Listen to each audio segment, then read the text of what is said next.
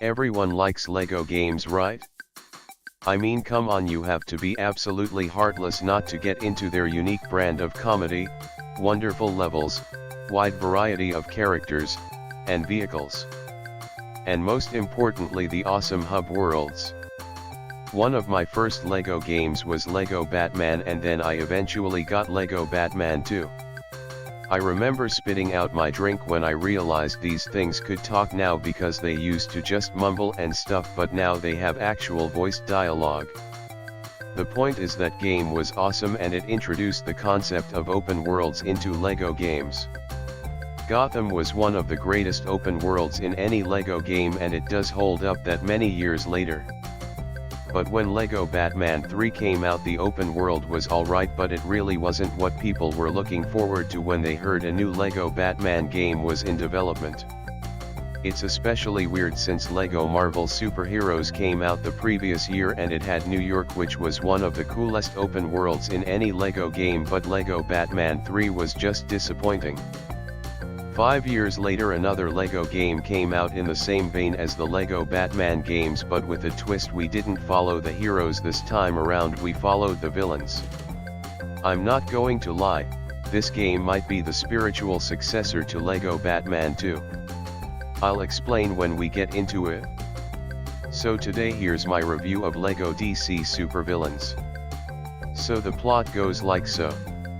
Lex Luthor is broken out of jail by Mercy, and you get to create a custom character that actually has a role in the story and in the cutscenes, which I wasn't really expecting. Every Lego game has a character creator, but it usually never goes beyond that, but now having your custom character be a main part of the story is just really cool. The coolest thing about it though is that you actually collect superpowers. Yeah, you can now give your custom characters superpowers, which opens up the door to really cool possibilities with custom characters. Here are just some of the ones I've made with the character creator. Having them able to use superpowers and abilities just makes the character creator in this game blow every other one out of the water. What was I talking about? Oh yeah. After Lex breaks out, the Justice League disappears, and in their place the Justice Syndicate arrives, who are acting very suspicious. It's up to the villains to take these guys down and expose them for who they really are. The plot is alright, there's not really much to complain about. It's a really solid idea with lots of cool possibilities that they take advantage of. It's really cool, I really like it. So the game controls how you would expect a regular Lego game to control.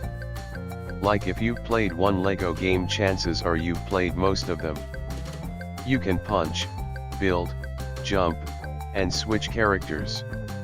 You know, all the regular Lego stuff. But it also adds some really cool DC flourishes to it. For example, not every character plays the same, and some have some unique animations, voice lines, and skills. But again, that's like every Lego game. Each game has specific things that make their game, and this one is just all the crazy superpowers you've got. They really make you feel like you're one of the strongest characters in the DC universe.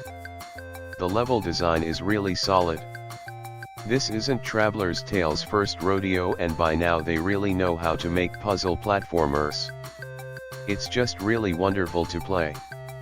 Not to mention, like other Lego games, it's got gold bricks, hidden characters, red bricks, and a max stud counter.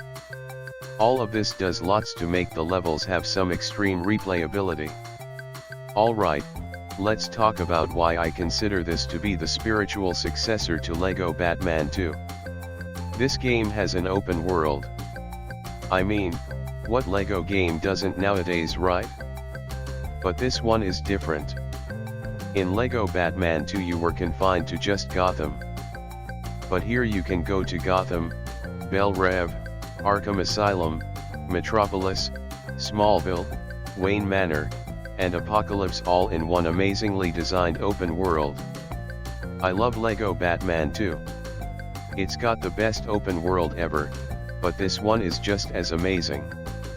It has so much interactivity, so much going on, and so many things you can do in here.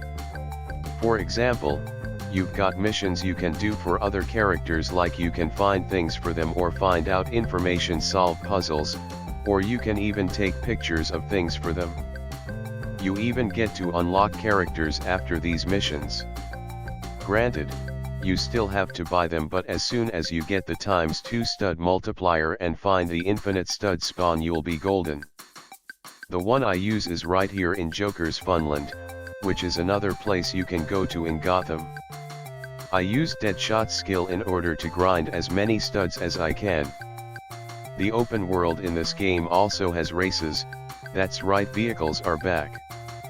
Unlike in LEGO Batman 2 where they were confined to terminals, you can summon vehicles anywhere. You've got an amazing selection to choose from. I mean, not at the start you've got like a bunch of basic stuff, but you eventually unlock some really cool ones like the Batwing, the Batmobile, and the Batboat. I really like Batman. But that's not the only thing you can find here. There are also hidden boss fights, which sadly I already completed, but they're there. Fights against Killer Croc, Red Hood, and Doomsday, which is kinda similar to what LEGO Batman 2 did to unlock the villain characters. Something that LEGO Batman 2 lacked is the ability to go into lots of buildings, but not this one. There are so many hidden insides to buildings, it really makes the whole world feel lived in and awesome. But gold bricks have got to be one of the best. The gold bricks in the game are really cool. Not only do they unlock other races and character missions as soon as you complete them, but they're also really fun to do and figure out. In LEGO Batman 2 they weren't as fun to find. In fact, it was kind of a chore to get all of them, but in here they're just so fun that I can instantly leap to getting the next gold brick after I get one. It's just so fun. The writing in the game is pretty funny, in the story and in the open world, where the citizens are frequently talking about many different things. Although they have a specific amount of things they can say in the open world, all of it is really entertaining. Okay, let's talk about the actors. There are a lot of voice actors in this game and all of them do really good jobs with their characters. But there is one noticeable difference in the voice acting cast.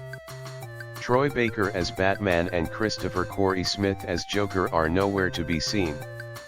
That's because for this game they've been replaced with Kevin Conroy and Mark Hamill. That's right, the original and greatest voices of Batman and the Joker have come back to voice these characters for probably the last time, seeing as how Kevin Conroy has sadly passed and Mark Hamill doesn't feel comfortable doing the Joker anymore if he's not doing Batman.